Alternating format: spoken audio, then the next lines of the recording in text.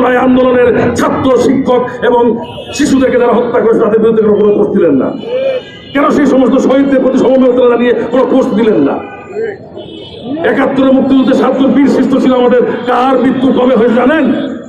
তাদের মৃত্যু দিবসে কেন বসতেন না? আপনার কথা কোথায় থাকে? মাওলানা আব্দুল হামিদ খান মাসের মৃত্যু দিবস আপনার কোথায় থাকে?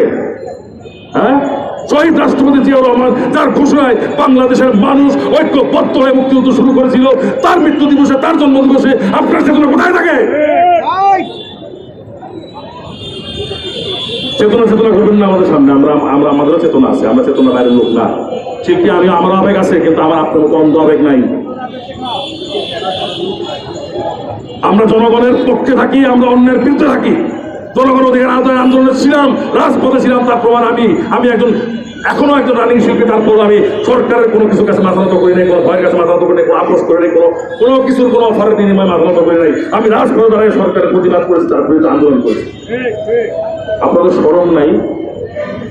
হ্যাঁ, আপনারা তো ম্যাক্সিমাম ওদিকে আভিজাত এলাকা উত্তর দিকে থাকেন, কিভাবে মানুষ মারছে ভাই?